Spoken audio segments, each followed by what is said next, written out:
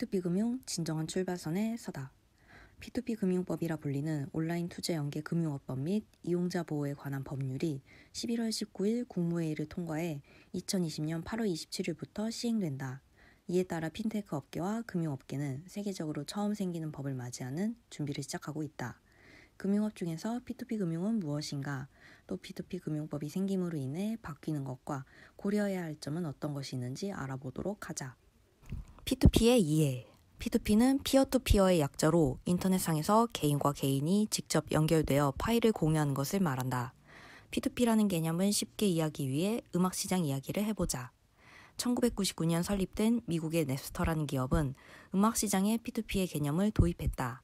개인이 자신의 PC에 가지고 있던 음악 파일을 또 다른 개인과 공유할 수 있게 하는 서비스를 제공했다.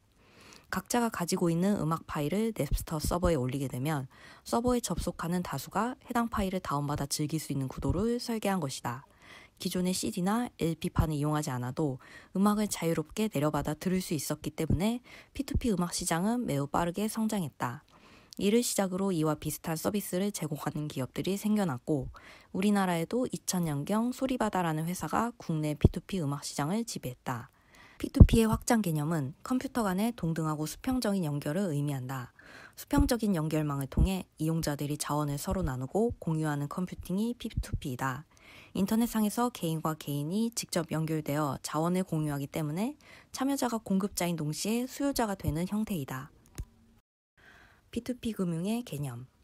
P2P의 개념은 금융 분야에서도 최근 큰 이슈다.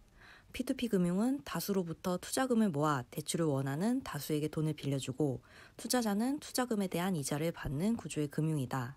개인과 개인을 혹은 다수와 다수를 직접 연결시켜준다는 개념에서 앞서 나온 P2P 음악시장과 맥을 같이 한다. 기존 은행이나 저축은행은 예금을 받아서 기관이 직접 대출을 해주는 구조이고 P2P 금융은 돈이 필요한 사람과 돈을 투자하고 싶은 사람들을 플랫폼을 통해 직접 연결을 해주는 형태이다. P2P 금융업체들은 온라인 플랫폼을 통해 투자자와 돈이 필요한 사람을 연결해주고 수수료를 받아 수익을 낸다. P2P 금융의 다른 점. 이외에도 일반 은행과 P2P 금융업체는 몇 가지 차이점이 있다. 가장 큰 차이점은 P2P 금융업체는 모든 서비스를 온라인으로 제공한다는 것이다.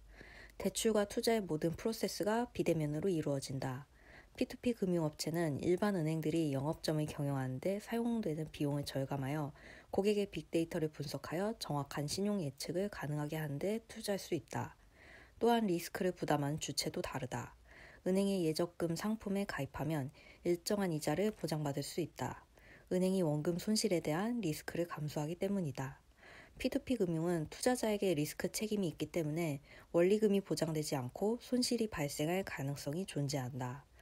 P2P 금융시장은 여러 종류의 대출과 투자 상품을 가진다.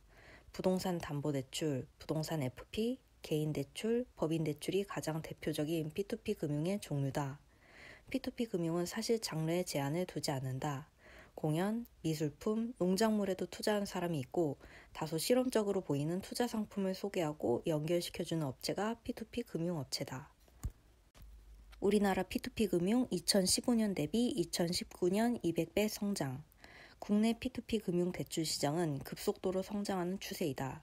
2014년 말 A%, 테라펀딩, 랜딧 등의 P2P 금융 플랫폼 업체를 시작으로 2015년 말 27개의 업체에서 2019년 6월 기준 220개로 늘어났다.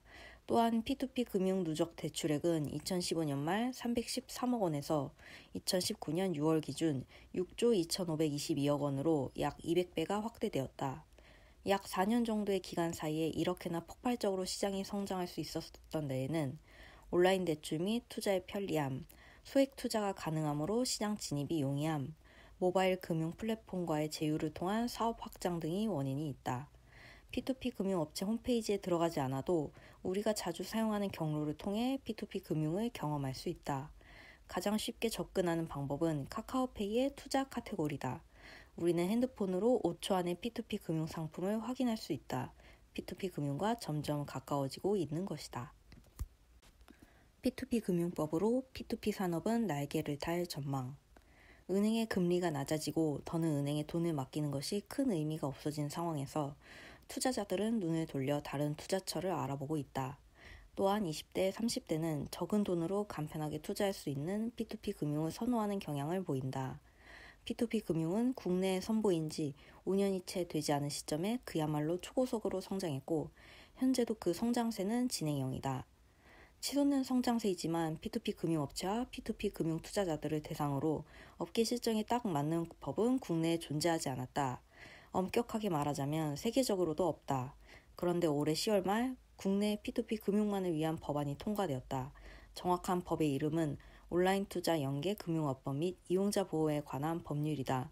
줄여서 온투법이라고 불리는 이 법안이 통과됨을 계기로 P2P 금융산업은 또 한 번 날개를 달게 될 예정이다. P2P 금융법으로 게임의 룰이 만들어지다. 법안의 주요 내용은 투자자 보호와 건강한 산업의 신뢰도 향상이며 상세 내용은 아래와 같다.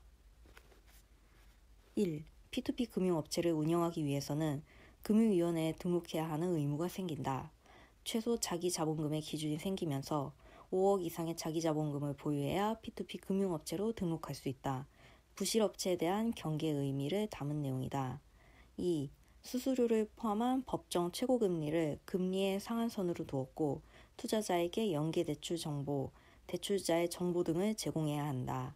이 외에도 P2P업의 거래구조 및 영업방식, P2P 금융업체의 재무 및 경영 현황, 누적 연계대출 금액 및 잔액, 연체율 등의 정보 공시가 의무화된다.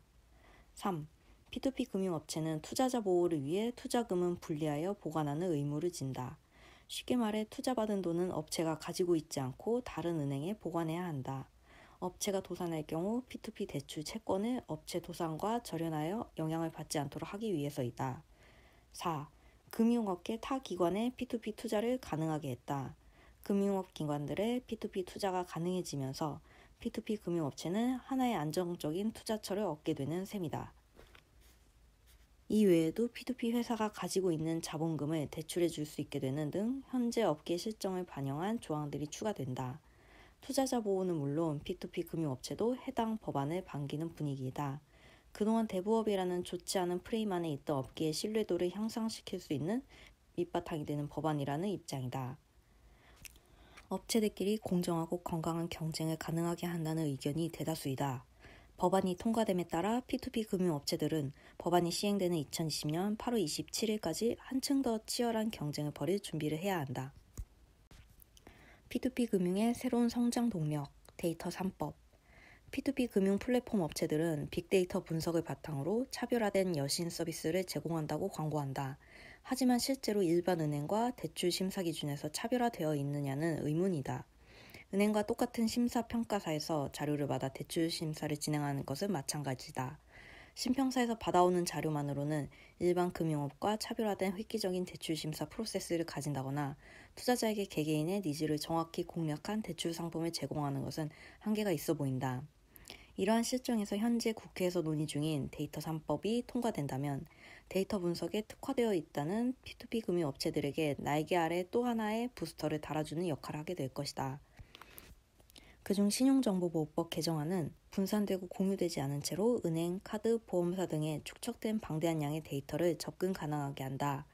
그렇게 된다면 진정한 의미의 빅데이터 분석이 가능해질 것이고 개인에 맞춘 금융상품을 개발하고 한층 더 정확하게 신용평가를 예측하게 될 것이다.